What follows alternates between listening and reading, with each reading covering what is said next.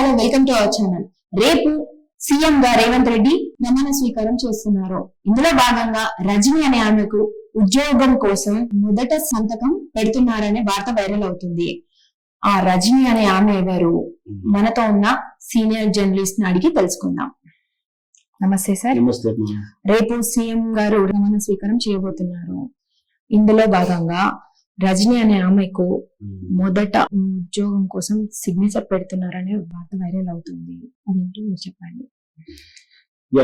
ఎట్లా అంటే మనకు రాజకీయ నాయకులు ఏ ప్రయోజనాన్నైనా తమకు అనుకూలంగా మార్చుకుంటారు. ఏ ఫ్యాక్టర్స్ అయినా తమకు ప్రయోజనం చేకూర్చేలా మార్చుకోవడం, పబ్లిసిటీ వచ్చేలా చూసుకోవడం, ఒక సింపతి గెయిన్ చేసుకోవడానికి చూసుకోవడంలో, ప్రతి సంఘటనలో చూసుకోవడంలో రాజకీయ ముందు ఉంటారు.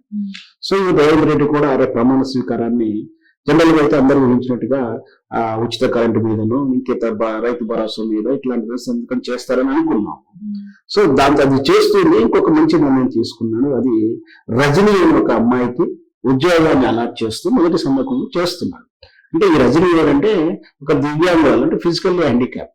తను ఎన్నికల ప్రచారంలో చేస్తున్న భాగంగా మనకి చాలా యాత్రలు చేశాడు, క్యాంపెయిన్ చేశాడు, రకరకాలైనటువంటి సెక్టర్స్ లో వీళ్ళు మీటింగ్స్ కూడా చేశారు. అంటే మైనార్టీ పెట్టి మైనార్టీ సెల్ విషయంలో కానీ, డిక్లరేషన్స్ యువత గురించి ఇంటరాక్ట్ అవుతూ యువత డిక్లరేషన్ చేయడం, బీసీల గురించి మాట్లాడి బీసీ డిక్లరేషన్ చేయడం, ఇవన్నీ కూడా ఒక రకంగా ఒక మంచి ఒక ప్రగడ్భమైన వ్యూహరచనతో వీళ్ళు ప్రచారం చేసుకుంటూ వాళ్ళ సమస్యలను ఎండార్స్ చేసుకుంటూ పథకాలను ప్రకటించడం, వాళ్ళకు ఒక భరోసా ఇవ్వడం, ఇదంతా కూడా రాజకీయ ఎజెండాలో భాగము. రేవంత్ రెడ్డి గారు కూడా అలా చేశారు కాంగ్రెస్ పార్టీ తరఫున. దాంట్లో చేస్తూనే అందులో భాగంగానే గత నెల అక్టోబర్ 17వ తారీఖున తన ప్రచారంలో భాగంగా హైదరాబాద్ నాంపల్లికి వెళ్ళడం, ఆ ప్రాంతంలో ఒక దివ్యాంగురాలు వచ్చేసి ఈమెను కలిసి రేవంత్ రెడ్డి కలవడం. తాను ఆమె పేరే ఆ దివ్యాంగురాలు రజనీ. ఆమె పీజీ చేసినప్పుడు నాకు ఉద్యోగం రాలేదు, నేను ఉద్యోగం కోసం చూస్తున్నాను, నాకు ఉద్యోగం కావాలి, భరోసా కావాలంటే ఆ రోజు మాట ఇచ్చాడు. మా ప్రభుత్వం త్వరలో రాబోతుంది, నీకు న్యాయం చేకూరుస్తాము, ఉద్యోగం ఇస్తాను అని చెప్పాడే. కానీ నీకే మొదటి ఉద్యోగం ఇస్తాను కూడా ఆయన ప్రామిస్ చేయలే. ఆ రోజు సాధారణంగా మా ప్రభుత్వం వస్తుంది ఒక భరోసా కలిగించాడు. దాని ప్రకారంగా ఈ రోజు ప్రమాణ స్వీకారం రోజు అదే రజనీకి ఆహ్వానం పంపించి ఫార్మాలిటీస్ ఫుల్ చేస్తూ ఆమెకు ఏ ఉద్యోగం ఇంకా క్లారిటీ రాలేదు, కానీ ఏదో ఒక ఉద్యోగాన్ని అలాట్ చేస్తున్నట్టు మొదటి సంతకం చేయబోతున్నారని ఒక వార్త తెలుస్తుంది. అది అధికారికంగా ప్రకటించకుండా విధి విధానం జరిగే ప్రాసెస్ జరుగుతున్నట్టుగా మనకు మీడియా వార్త కథనాలు. సో మొత్తం మీద ఒక మంచి నిర్ణయం అయితే జరుగుతుందని చెప్పింది. ఎందుకంటే రాజకీయాలు పక్కకు పెట్టేసి ఒక ముఖ్యమంత్రి ఒక దివ్యాంగురాలకి ఉద్యోగ భరోసా ఇవ్వడం అనేది మంచిదన్నమాట. గతంలో కేసీఆర్ గారు కూడా ప్రభుత్వంలో కూడా ఒక మారు తల్లి చేస్తున్న న్యూస్ నుంచి వార్తలు వెళ్ళి ఆమె దత్తత తీసుకోవడం, ఆమెకు పెళ్లి కూడా చేయడం అని చూస్తున్నారు.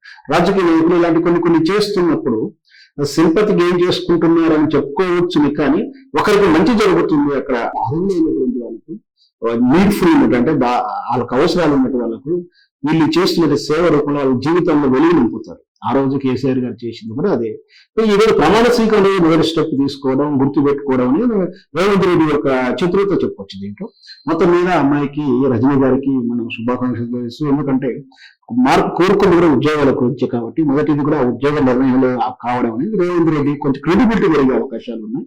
మొత్తం మీద రేపు మరి ఇదంతా కూడా మన గాలి వార్తలు ఏం కాదు, మొత్తం మీడియాలో వస్తున్నా కూడా రేపు ప్రాక్టికల్ గా ప్రమాణ స్వీకారం జరిగితే ఇంకా సంతోషించే వాళ్ళలో తెలంగాణ యువత, దాంతో పాటు మన లాంటి వాళ్ళందరూ సంతోషపడవచ్చు. Thank you. విన్నారు కదండి శ్రవణ్ గారి మాటలలో, రజనీ అనే ఆమె ఒక దివ్యాంగురాలు. తనకి ఈ కాంగ్రెస్ ప్రభుత్వం వస్తే రేవంత్ రెడ్డి గారు ఒక జాబ్ ఇస్తానని చెప్పారు. అది ఏ జాబ్ అని చెప్పలేదు, కానీ జాబ్ ఇస్తానని చెప్పారు. ఆ మాట నిలబెట్టుకుంటున్నారు. రేపు చూద్దాం.